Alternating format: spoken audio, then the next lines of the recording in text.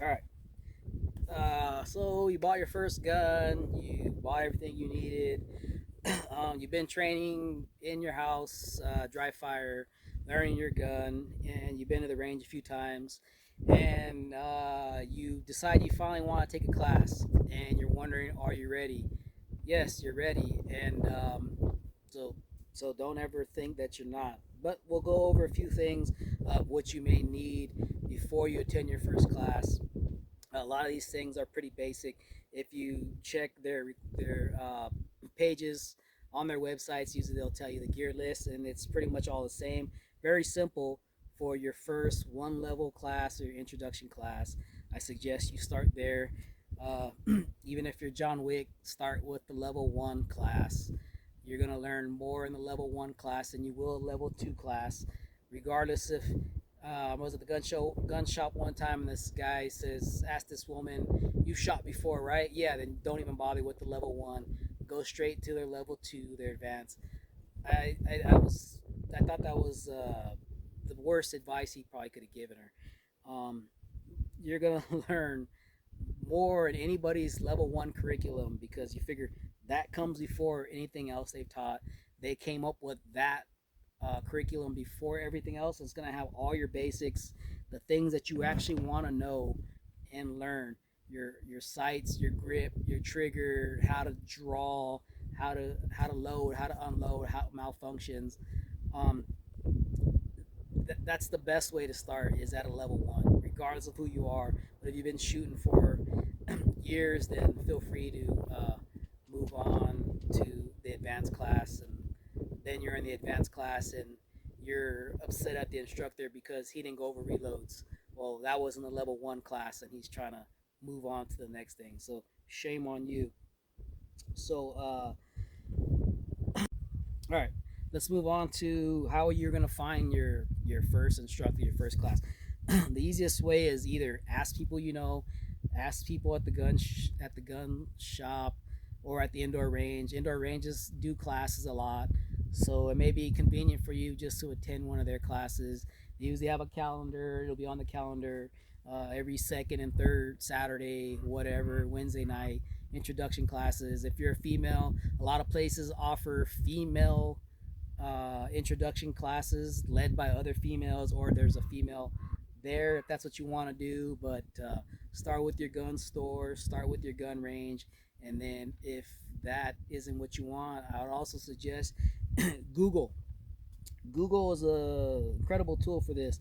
So you just get on there and put gun classes, firearms training near me, pull it up, and then just start going through the list of who's in your area.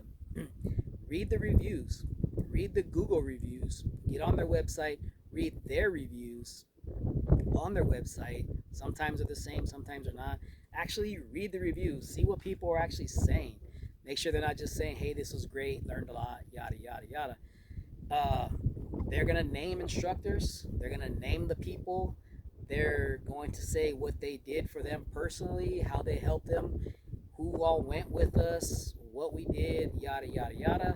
So by the time you get there, you may like, oh, that's Dave. I read about Dave. Dave's a nice guy.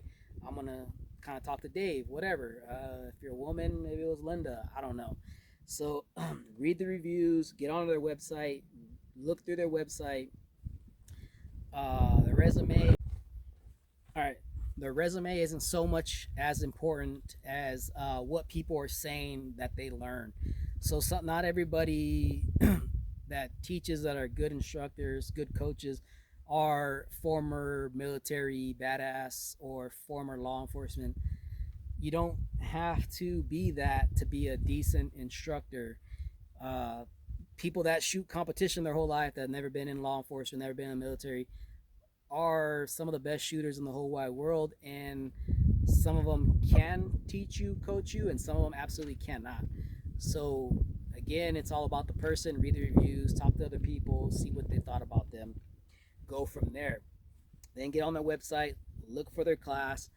You can sign up through their class, and then when you signed up for their basic course, their intro course, or their level one course, get onto the website, go read through the whole what's going to be covered, um, class curriculum, all that stuff. Get to the gear list and what they recommend. So on their gear list, they're gonna have the gear list and the round ammo count. So very important. Read that. So a lot of these intro classes, unless you're going to a 2 day all day class with such and such YouTube star, you're gonna be looking at 500 rounds. If it's something local and you're a brand new shooter, I suggest starting with the most basic class, and it's gonna be somewhere between 100 to 200 rounds. Real important. Read it, what it says, and whatever it is, bring more. If it's 100, bring 150. If it's 150, bring 200. So on and so forth. You get the point. Um, so the round count, make sure you bring extra. It doesn't hurt to bring extra. If you decide you want to run some more drills, fire a little bit more drills, then you have the ammo. But always bring the ammo suggested, and then bring a little bit more. Um, Things to consider: is it indoors or outdoors? If it's indoors, then you probably fine with just wearing your shoes. You never want to wear sandals or Crocs or nothing to the damn range, whether it's indoors or outdoors. But weather will play a part in how you dress. So if it's indoors, don't worry about the weather. Dress how you're gonna dress. Take the class, whatever. If it's outdoors, dress according to the weather. If it's cold, bring your jackets, your gloves, whatever. If it's hot, I still suggest not wearing t-shirts and white beaters, shorts and sandals. If you want to wear shorts and then allow it, by all means, go ahead. I usually go with a boot, a hiking boot, or at minimum, shoes. And I always wear pants, and I always wear long sleeve t-shirts just to keep the sun off me, other people's brass, dirt if I have to get down, whatever. But if you want to wear a t-shirt, by all means, wear your shirt. If you're outside, sunblock, you may want to bring sunblock. Even if it's on a cooler day, you still may get burnt, whatever. Some consider. Um, but like I said, don't ever wear sandals, whether it's indoor or outdoor. I believe we did have a woman that did that, and it was an older couple. They were totally unprepared for June or July in Arizona outdoor range. It was, yeah, I felt pretty bad for those old folks. And they ended up leaving before the class. The old man and the woman looked like they were going to die. Kind of not funny, but perfect example of them not being prepared. They didn't bring any water. They brought one gun between the two of them, I think. I don't even remember if they had brought enough ammo. I think the guy said he thought it was indoors. Again, he did not read the class description. So read the class description and read it again and check off everything. So dress accordingly, prepare ahead of time. So the gear list will be the same after you figured out what you're gonna wear, how you're gonna dress. But let's just go over it. So first and foremost, you're going to take your first firearms gun. So you're gonna need the gun. So anything common. Most people aren't buying revolvers. Even if your boyfriend, husband, girlfriend, guy at the counter, you're a little tiny woman and they're suggesting you get a revolver, talk to other women and talk to other men that train women. You may not want to do that. Speak to your friends, speak to other women that actually shoot revolvers. That probably isn't going to be what you want to buy. So buy yourself a semi striker fired semi auto pistol, one that fits you, one that you like, and go from there. So show up with your gun. Then they're gonna say to have a minimum of 3 to 5 magazines. You have your magazines, and then you're gonna want you to have a mag pouch so that when you have everything you need and you go up on the line, usually all your gear isn't going to be where you're shooting, so it'll be up in ramadas, tents, whatever. You're going to walk down range and you guys all be in a line and you'll be on the square range shooting your targets down range. So you're going to want to have your your this is, you don't need to get fancy. You don't need the whole battle belt, gun belt for your first class. Keep it simple. If you already bought one of these holsters and you want to run this holster for your first class, by all means, feel free. But this is a good holster for transportation and just to keep the gun safe. So you can use this holster in a lot of classes. You may or may not learn how to draw, but this will be just fine. Another option would be to get something like this off of Amazon, 15, 20 bucks, and it'll go in between, it'll go behind your belt, and you just clip it on there. You get it on there, and your gun locks in. You never have to worry about this thing falling out or anything. So you get that cheap holster on, you get it set up, you're ready to go. You get your mag pouch. Mag pouch is the same way. Again, Amazon, I believe this was $10 for a double mag pouch. Let's just put in double mag pouch, whatever, and then it's got the tension here, and it's universal, so it'll fit all your magazines. You just tighten it up for the ones that are thinner, loosen it for the ones that are thicker, like Glock, and then you just take that and you put it on the same way. And you can adjust the cant on these and have them tipped or whatever. I suggest just put them straight up. And my belt is a little offset, so I may not be able to put it on right now, but let's just get it on real quick. Yeah, whatever.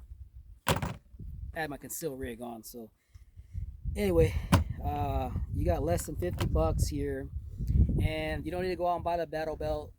Get yourself a decent belt, the sturdiest, thickest, best belt you have, and you can start off with your normal belt. None of this requires a special belt to take your first class. You just get a holster, cheap holster. This one locks. It's in there perfect. You're not gonna, excuse me, you're not gonna pull out. Don't buy them Serpa holsters, whichever one it is, where people shoot themselves. You may want to look into that, but it's just not a great holster for beginners. Some classes do not allow those holsters as well. So if you're saying, well, it's a training issue, I have that holster, fine, so be it. You've trained with it and you know that holster, but I'm letting you know right now, classes will not allow you to bring that holster because so many people have shot themselves with that. I believe it is the Serpa holster, so stay away from that holster. But these holsters, you have a decent belt, you got these, you're good to go. All right, so um, you don't need the battle belt, but you got your safety items. You should already have your hearing protection and your eye protection. They won't let you in. They're not gonna let you shoot without your hearing and your eyes. A lot of instructors will rent that stuff to you, or they bring it extra because they know people show up without this stuff. So don't be that person. Have it in your bag. Be ready to go. Another thing is make sure you bring your auto loader, your magazine loader, which by now you should have. They come in handy. Some of them have them with your gun. They're really cheap, but this saves you time in between drills when you come back up and you're taking a quick 5 minutes to load your mags. If it's hot, if it's cold, especially if it's cold, you're busting your fingers on these magazines while it's cold, or if it's hot, you just don't want to be doing it. So save some time in between your drills. Get you a mag loader. I think it's very important. Save time. I've used this on every class, and every class there's always somebody that sits next to me or stands next to me loading their mags, and they're like, "Oh, what is that?" Basically, they're saying, "Hey, can I use that?" And so I'm just like, "Oh yeah, check it out." I load my mags, I toss it to them, I say, "Just leave it on my bag." And the rest of the class, you're meeting somebody that is going to be nice to you the rest of the day, and you may help Maglula sell one of these. So you helping somebody else out, but believe it or not, nobody wants to load their mags. Try that throughout the day for a 4, 6, 8 hour course. You're thumbs are gonna get raw, and you're gonna have enough of it. So that's pretty much the gear you need to get started. Um, your safety, your bag, your ammo, everything packed, loaded. This being the next important stuff. Um, your gun, your belt, your deal. Another things that you, the clothing I went over. Another thing I always take to classes is a hat. If you don't wear hats, just pack one. I mean, it may be real hot that day. It may be real bright. You may have a dot. You may be facing the sun. It may be tough to see. This could solve a lot of problems just having the hat with you. If it may rain, have a coat in your in your truck, your car. Um, but a hat, I always suggest having a hat. I always wear long sleeve. I don't want to be in the sun. If you want to wear a t-shirt, fine. Just don't come with spaghetti strap shirts if you're a woman, and wife beater tank tops if you're a man. That's pretty much a no-no. Another thing people don't consider is water. Make sure you bring more than enough water. When I go to classes outdoors, I bring a chest, a whole case of water, ice. I bring not only for me, my wife, but I always have more than enough extras because we end up giving it away. Somebody says I got water, they show up with that fancy flask can thing that every kid whoever has nowadays that they show up with this nice thermos deal with their water and their ice and like a bottle or two, and now it's getting warmer, um, and you're out there walking back and forth and those two bottles are gone. So luckily there's always going to be someone there that's going to share their water. Instructors don't always provide that, they just don't. So be prepared. Make sure you bring your own water. Don't just bring a bottle and whatever and say that's fine. I drink this all day. I That lasts me for 4 hours. No, bring more than enough. And another good thing is electrolytes, Gatorade packets, Element, Pedialyte packets, and the other stuff. Bring some of that for when it gets hot, so that you don't get dehydrated and start feeling shitty, and then waste your money by wanting to leave, or you're so dehydrated, you're sweating, you're uncomfortable, and you may have an accident. So make sure you bring more than enough water. Uh, not everybody requires a lunch, depending on the time of the day. But if it's a longer class, bring a light lunch, whatever, at the minimum, just in case. If not, at the very least, bring snacks. Trail mixes, chips, something with salt, fruits, whatever, bananas, whatever you feel, just in case you get hungry. Bring plenty of snacks because you will get hungry. You will want to open your bag and pull out some seeds for that salt, some chips, some granola bars, some power bars, whatever. Bring enough snacks. Bring a light lunch, whether you eat it or not. But that's very important. And another thing would be again with the wipes, which you should have already had in your bag at all times. If you don't have soap and water, just what do you call it? The antibacterial hand sanitizer. I, I don't know. That may be sanitizing your hands, but I don't. It's not getting that lead. I don't want that shit going into my body with what's on the ammo. So do yourself a favor, wipe all that shit off of your hands, wash your hands before you start taking those chips and putting them in your mouth, your granola bars, your trail mix, and then you're passing it or you're taking it, you're borrowing it, whatever. Wipe your damn hands off. It'll save you in the long run from getting sick, and just don't do it. Keep these in your bag. Keep water. Wash your damn hands. Soap, whatever. Um, and one of the last things I would suggest is a pen and paper.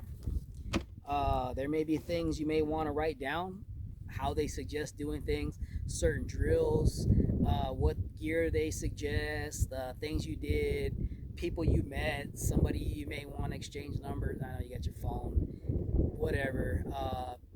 Information they're putting out, just anything you might want to remember, drills, things they suggest in between. Go back, write it down so that you can see it. Very important, so that you don't forget when you start training on your own. And let's see.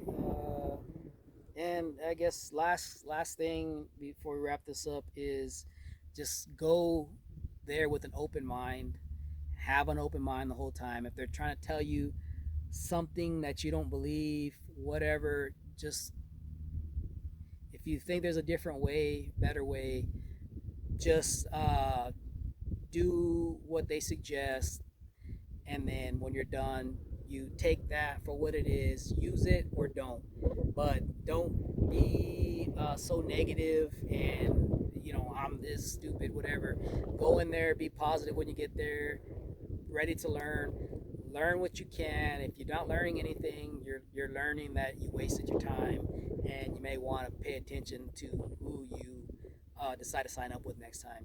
But you're gonna learn something always. You should always be learning something, regardless of how skilled you are.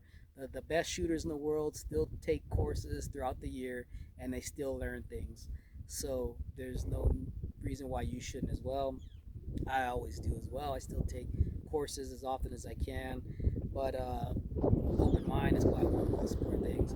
So if I miss anything or you have any suggestions, leave them in the comments. Ask me questions. I may have missed something.